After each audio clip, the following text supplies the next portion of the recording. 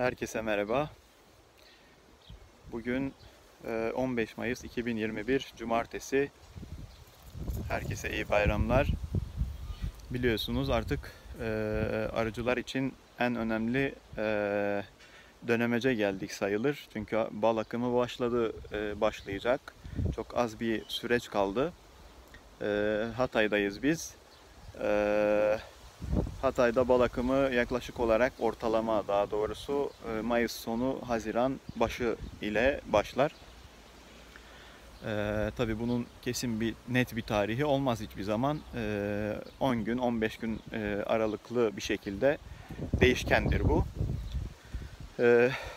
Havalar sıcak ama biraz rüzgarlı bir hava var son bir haftadır.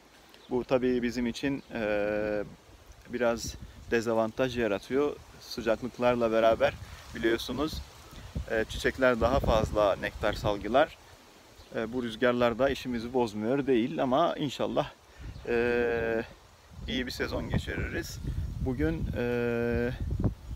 cumartesi, dediğim gibi evdeyiz. Kapanma dönemindeyiz. Arıları takip ediyoruz tabii. Haftada bir kontrollerimizi yapıyoruz. Herhangi bir sıkıntımız yok. Her şey inşallah çok güzel olacak. Bugün sıcaklık derecesi gördüğünüz gibi 28 derece. Hatay'da 28 derece bir sıcaklık var. İyi.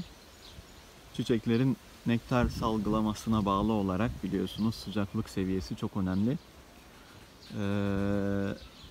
Güzel bir gün geçiriyoruz. Arılığımız da burada. Şurada da kara kovanımız var. Şurada da su ile bekleyen bir kütük. Arılar ihtiyacını gidersin diye, ihtiyacı olursa tabii su ihtiyacını karşılasın diye böyle bir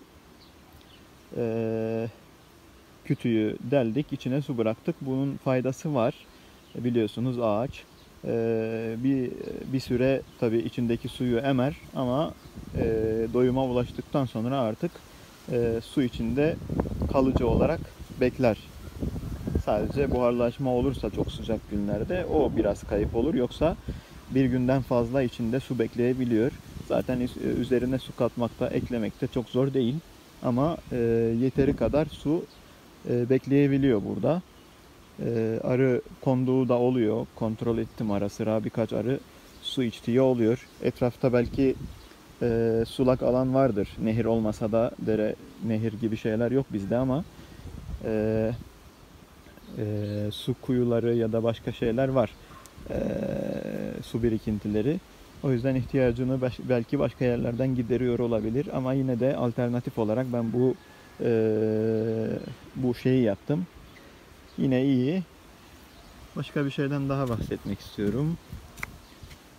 Şurada da yalıtım işi görür mü? Görür diye düşünerek üstüne koydum. Çünkü arılar gördüğünüz gibi çok sıcaklıyor. Şöyle göstereyim. Vantilatör görevi gören arılar var giriş deliğinde.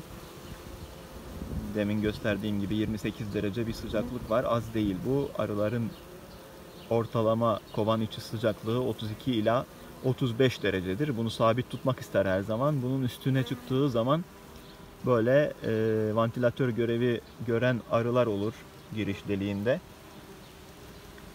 Dengelemek amaçlı sıcaklığı, kovan içi sıcaklığını. Daha aşağıda düşerse, 32 derecenin altına düşerse ısıtma görevi görür kovan içi çalışan arılar, işçi arılar, bakıcı arılar.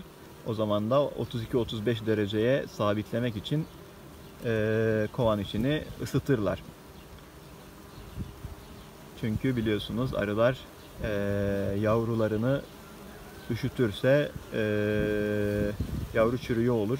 Bunu dengede tutma amacı budur. Yavruların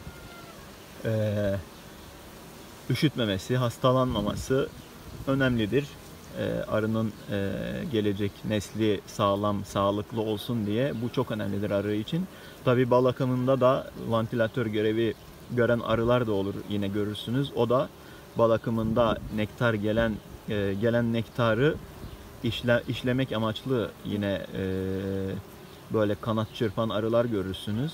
O da balın, yani nektarın fazla suyunu uçurmak için yapılan bir görevdir. Bal akımı zamanında yapılan bu kanat çırpma olayı. O zaman da balı işlemek, yani olması gerektiği kıvama ulaştırmak için, getirmek için yine kanat çırpar, olgunlaştırmak amaçlı. Bunun iki aktivitesi, iki anlamı var bu durumda, söylediğim gibi kanat çırpmanın. Başka, şurada da bizim geçen aldığımız bir oğul vardı. Şöyle göstereyim arkadaşlar. Şundan da bahsetmek istiyorum. Biliyorsunuz bal akımı yakın, dediğim gibi başlangıcında. Bu gibi arıları, bakın, bu gibi arıları güçlü aslında oğul arılar çok güçlü olur, çok hızlı gelişir. Bu yüzden petek kabartmada kullanabilirsiniz. Çok hızlı petek kabartılar. Gördüğünüz gibi karakovan peteği, ham peteği verdim. Daha doğrusu karakovan çerçevesi verdim. Hiç petek yoktu.